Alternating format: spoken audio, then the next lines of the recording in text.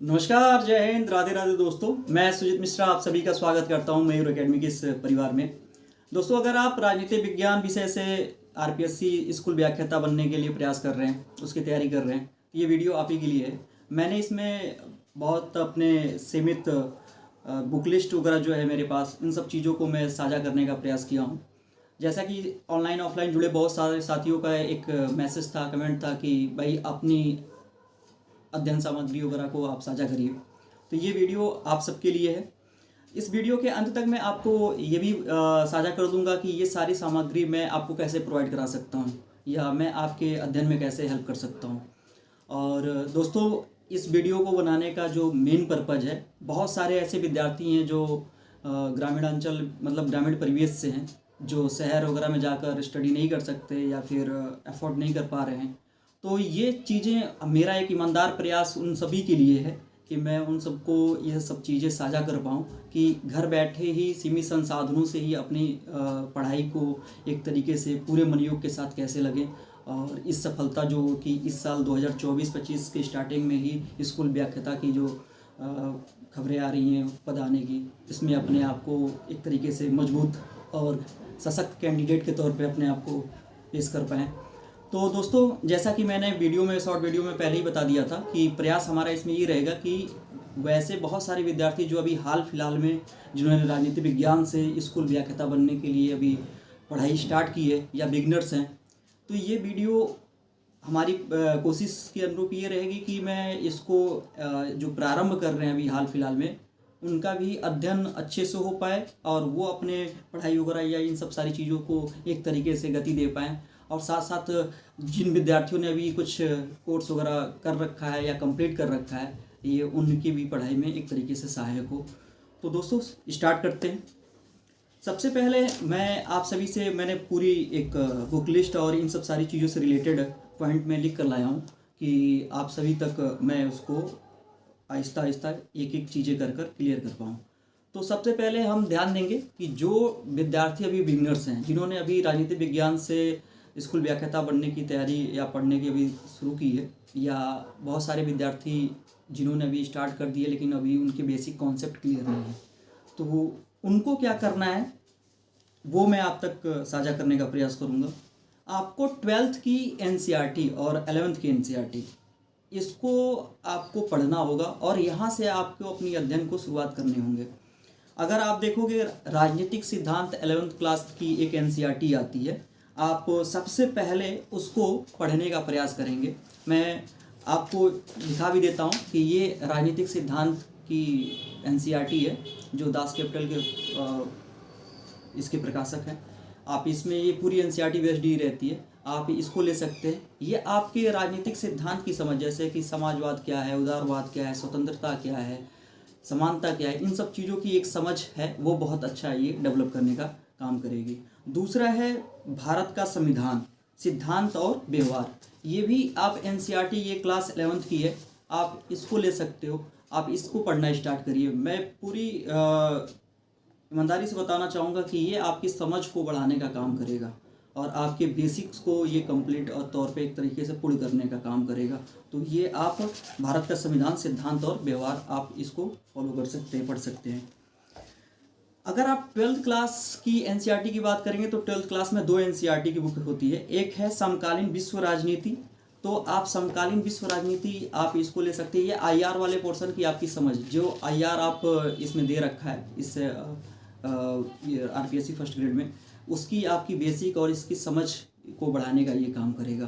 तो आप समकालीन विश्व की राजनीति, ये 12th क्लास की जो एनसीईआरटी आती है, आप इसको ज़रूर पढ़ें। इसमें एनसीईआरटी के अगर क्रम में देखा जाए तो स्वतंत्र भारत में राजनीति, आप इंडियन पॉलिटी वाला जो सेगमेंट है, जिसमें बहुत सारी जातियों के बारे में, चुनाव के बारे में और स्वतंत्र भारत के बाद से क्या राजनीतिक समस्याएं थी, क्या संकट थे, किस तरीके की प्रॉब्लम्स थे, इन सब सारी चीज़ों को बहुत ही अच्छे तरीके से और सरल शब्दों में एक तरीके से व्याख्या करने का भी इसमें काम किया गया है। तो आप इसको ज़रूर पढ़ें। ये आपकी समझ को, इंडियन पॉलिटी वाले सेगमेंट के समझ को ये काफ़ी बूस्ट करने में और आपकी मदद करेगी। तो आप इसको फॉलो कर सकते हैं। ये 4 एनसीईआरटी आपको पढ़ने ही पढ़ने होंगे अगर आप बिगनर्स हैं और आपकी बेसिक कॉन्सेप्ट क्लियर नहीं है तो। और इसमें बेसिक्स कॉन्सेप्ट को क्लियर करने में इंडियन पॉलिटी के सेगमेंट में एक पुस्तक आती है, वो ओरिएंट ब्लैक स्वान पब्लिकेशन की है, भारत में राजनीतिक प्रक्रियाएं। ये अभय प्रसाद सिंह और कृष्ण मुरारी जी की ये बुक है। बहुत कम पेजेस की बुक है, 200-250 पन्ने इसमें है, 278। और ये आपकी सतही जो नॉलेज है, बेसिक कॉन्सेप्ट है, इसको क्लियर करने में ये बहुत ही हेल्पफुल रहेगा। तो आप इसको भी पढ़ सकते हैं। अब दोस्तों मैंने पूरे राजनीतिक विज्ञान का जो सिलेबस है स्कूल व्याख्याता के अकॉर्डिंग, मैंने उसको 6 सेगमेंट में बांटने का काम किया है अपने समझ के अनुरूप, और जैसा कि गुरुजनों का मार्गदर्शन मिला है। तो आप इन 6 सेगमेंट में आप इसको पूरे तरीके से आप डिवाइड कर सकते हैं। मैं एक एक कर एक सेगमेंट को आपके साथ में साझा करूंगा। जैसे पहला है पाश्चात्य राजनीतिक विचारक। अब इसके लिए आप बहुत सारे मार्केट में बुकें, स्टैंडर्ड बुकें अवेलेबल हैं, आप उन सब पोखराज जैन वगैरह की हैं, आप इस सब को कर सकते हैं। लेकिन मैं व्यक्तिगत तौर पे जो आपको रिकमेंड करूंगा या जो आपसे साझा करने का काम करूंगा, ओपी गाबा की एक पुस्तक आती है पाश्चात्य राजनीति विचारक की, ओपी गाबा। ये बुक बहुत ही सीमित पेजेज में है और इसमें बहुत ही सरल शब्दों में राजनीतिक विचारक के, पाश्चात्य राजनीतिक विचारक के बारे में बताने का काम किया गया है, और ये आपकी समझ को डेवलप करने का काम करेगा। तो ये अगर आप देखेंगे स्टैंडर्ड बुकों में, अगर सबसे बेसिक कॉन्सेप्ट के लिए सरल भाषा में, तो उनमें से एक बुक ये है, आप इसको ज़रूर अध्ययन करें। इसके साथ साथ मैंने जो अपनी रणनीति के तौर पे अपनाया है, डॉक्टर लक्ष्मी नारायण बेनीवाल सर हैं, और उनके नोट्स स्कूल व्याख्याता के हिसाब से अगर देखा जाए तो बहुत ही सुफिशियंट है और काफ़ी सरल शब्दों में, और बहुत सारी बुकों का उन्होंने उसमें सार दे रखा है। तो आप उसको भी पढ़ने में इम्पोर्टेंस दे सकते हैं। और मैं आप सभी से बताना चाहूँगा कि जो मेरी खुद की रणनीति है, मैं इन एनसीईआरटी से शुरू किया था, और फिलहाल मैं इन स्टैंडर्ड बुकों को भी पढ़ लिया हूँ, और अभी भी अध्ययन इसको मल्टीपल टाइम्स में रिवीजन कर रहा हूँ। और उसके साथ साथ मैंने कलाम एकेडमी के लक्ष्मी नारायण बेनीवाल सर के नोट्स और उनके क्लासेज वगैरह को भी हेल्प में ले रहा हूँ। अब एक जो बीच में ही मैं ये बातें डिस्कस करना चाहूँगा कि अगर कुछ विद्यार्थियों का ये क्वेश्चन होता है कि मुझे कोचिंग करना चाहिए या नहीं करना चाहिए, तो मैं आपसे कहूँगा कि ये आपके टोटल आपकी खुद की मनोस्थिति पे डिपेंड करता है, आपकी सिचुएशन पे डिपेंड करता है कि आपका बेसिक अगर क्लियर है, आपने एक अच्छा अध्ययन कर रखा है एमए में या फिर ग्रेजुएशन के टाइम, तो आपकी सेल्फ स्टडी भी बहुत पर्याप्त हो सकती है, और इस एग्ज़ाम के लिए इसको एक तरीके से रीड करने के लिए बहुत ही अच्छा है। आप सेल्फ स्टडी के माध्यम से इसको कर सकते हैं। लेकिन अगर आप चाहते हो कि बहुत सारी चीज़ों को एक कंपाइल फॉर्म में संकलन कर और बहुत ही शॉर्ट समरी में चीज़ें आपको प्रोवाइड हो जाएं, या एक समय समय पर मार्गदर्शन और गाइडेंस मिलता रहे, तो इसके लिए आप कोचिंग्स वगैरह ज्वाइन कर सकते हैं। और बहुत सारे कोचिंग्स हैं, आप अपने विवेक से उसको कर सकते हैं। मुझे जो लगा कि हिंदी मीडियम के बच्चों के लिए और राजनीतिक विज्ञान की एक सतही बेसिक सी नॉलेज को अगर डेवलप करने की बात की जाए, तो लक्ष्मी नारायण बेनीवाल सर इसमें बहुत उच्च श्रेणी के टीचरों में से एक हैं, तो आप उनको देख सकते हो। इसके बाद दोस्तों, जैसा कि मैं आपसे एक चीज़ और साझा करूंगा लास्ट में, जब मैं आपको ये सारे स्रोत सामग्रियों को बताऊंगा कि कहाँ से आप इसे प्राप्त कर सकते हैं, उनमें से एक प्रमुख ये है, अगर जो बिगनर्स अगर अभी हाल फिलहाल में पढ़ाई स्टार्ट की हैं, तो ये है पारिभाषिक शब्दावलियों का एक, ये 10 पेजेस भी नहीं होंगे, इसमें 7-8 पेजेज हैं। इसमें मैंने इसको निकलवा रखा है। इसमें जैसे क्या होता है कि अनुदारवाद, समाजवाद, अराजकतावाद, या फिर इसमें समतावाद या राष्ट्रीय समाजवाद, लोक कल्याणकारी राज्य, ये सब सारी होते क्या हैं, ये जो शब्दावलियाँ हैं, जो टर्म बार बार हमें राजनीतिक सिद्धांत में, पाश्चात्य राजनीतिक विचारक में या तुलनात्मक राजनीति में हमें ये सुनने को मिलता रहता है, और अधिकांशतः विद्यार्थी इनसे जूझते रहते हैं। तो ये परिभाषिक शब्दावलियाँ आपके अध्ययन में चार चांद लगाने का काम करेंगे, क्योंकि इससे आपकी एक समझ जो है वो बहुत क्लियर हो जाएगी, और सारे समझ का जो फेर है वो सिर्फ शब्दावलियों पे है। शब्दावली अगर आपने पकड़ना शुरू कर दिया, समझना शुरू कर दिया, तो आपके राह वैसे ही आसान हो जाने हैं।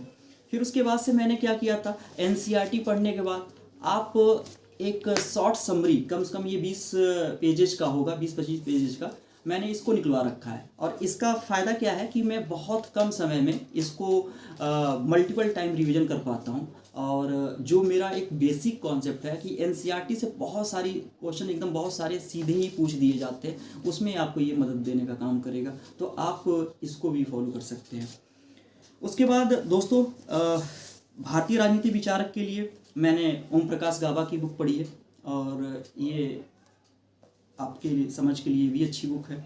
और राजनीतिक सिद्धांत के लिए दोस्तों ये एक तरीके से चैलेंजिंग पार्ट होता है, लेकिन इसमें एक ओम प्रकाश गाबा की एक बुक आती है राजनीतिक सिद्धांत की रूपरेखा, आप इसको फॉलो कर सकते हैं। और इसके साथ साथ मैं लक्ष्मी नारायण बेनीवाल सर के नोट्स की आपको रिकमेंड करूँगा। साथ में दोस्तों अब तुलनात्मक राजनीति, कंपैरेटिव पॉलिटिक्स, तो इसकी तुलनात्मक अध्ययन अगर आप करते हैं तो इसके लिए मार्केट में जेसी जोहरी और बहुत सारी बुकें हैं, लेकिन मैंने सीवी गेना को लिया है। इनकी भी शब्द और चीज़ों को समझना थोड़ा सा आसान है। और साथ में मैंने लक्ष्मी नारायण बेनीवाल सर के नोट्स को कंटिन्यू कर रहा हूँ। आईआर अंतर्राष्ट्रीय संबंध की अगर बात किया जाए तो दोस्तों इसमें मैंने आप लोग को सबसे पहले एक बुक बताई थी, विश्व राजनीति, समकालीन विश्व में राजनीति। ये एनसीईआरटी की जो 12th क्लास की एनसीईआरटी थी, उसको पढ़ने के बाद आप तपन बिस्वाल या इंग्लिश मीडियम वाले हैं तो हेनरी अबूट को, या फिर आप बी एल फाड़िया जी की एक बुक आती है, आप उसको प्रेफर कर सकते हैं। तो सबसे पहले अगर जो बिगनर्स हैं उनके लिए तो मैं यही कहूँगा कि आप एनसीईआरटी क्लास 12th की एनसीईआरटी समकालीन विश्व में राजनीति, इसको पढ़ने के बाद ही इन सब चीज़ों को पढ़ने का काम करिएगा। और इसके साथ साथ इंडियन पॉलिटी का एक सेगमेंट आता है। इंडियन पॉलिटी के सेगमेंट के लिए मैंने लक्ष्मी नारायण बेनीवाल सर का ही नोट्स पढ़ रहा हूँ। और उसके साथ साथ मैंने आप लोग से एक दो बुकों के बारे में और रणनीति बताई थी। एक था ये भारत का संविधान, सिद्धांत और व्यवहार। जब आप इसको कंप्लीट पढ़ लेंगे तो आपके सिद्धांत तो उधर वाली बुक में कंप्लीट हो ही जा रहा है। संविधान से रिलेटेड जो इंडियन पॉलिटी से रिलेटेड सेगमेंट है, इसमें आपको बहुत मदद मिलेगी। और इसका बेसिक जो कॉन्सेप्ट है, धर्मनिरपेक्षता क्या होती है, या फिर संविधान सभा का गठन, उद्देशिका, प्रियम्बल, या फिर मौलिक अधिकार, मौलिक कर्तव्य, इन सब सारी चीज़ों के बारे में इसमें बहुत डिटेल से सरल शब्दों में समझाने का काम किया गया है। चुनाव आयोग वगैरह, ये सब सारी चीज़ों के बारे में इसमें बताने का काम किया गया है। फिर दोस्तों मैंने आप लोग को ये बताया था, है ना, कि भारत में राजनीतिक प्रक्रियाएँ। आप ये बुक है अभय प्रसाद सिंह जी की और कृष्ण मुरारी जी की, आप इसको पढ़ सकते हैं। ये भी आपकी समझ को डेवलप करने में काम करेगा। उसके बाद मैंने जो कि पर्सनली मैं ये बुक मेरे पास है, जो कि देखा जाए इंडियन पॉलिटी के लिए तो ये भगवत गीता के जैसे है, भारत की राज व्यवस्था, है ना, लेकिन मैंने इसको पढ़ा नहीं है दोस्तों। ठीक है, आप अगर पढ़ना चाहें तो मैं आपको इसको सजेस्ट अभी तो फ़िलहाल नहीं करूँगा, क्योंकि आप सबसे पहले जो बेसिक है उसको कॉन्सेप्ट क्लियर कर लीजिए, उसके बाद तभी इसको हाथ लगाइए। नहीं तो ये आपको बहुत नीरस, बोरिंग सी बुक लगने लगेगी। आपको लगेगा इतनी मोटी बुक पढ़ना ये आपके लिए बहुत बड़ी चैलेंजिंग काम हो जाएगा। तो ये आपके बेसिक कॉन्सेप्ट क्लियर होने के बाद ही कृपया इसे पढ़ें।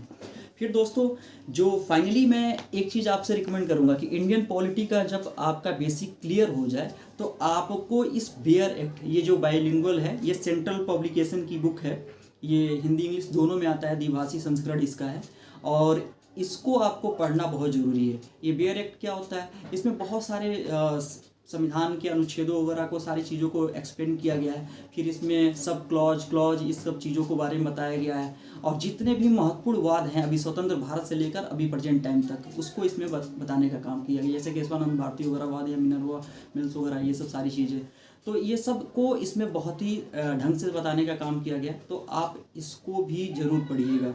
फिर उसके बाद दोस्तों मैंने कुछ PYQ निकाल रखे हैं, ये आपके स्कूल व्याख्याता और इन्हीं सब चीज़ों से रिलेटेड है।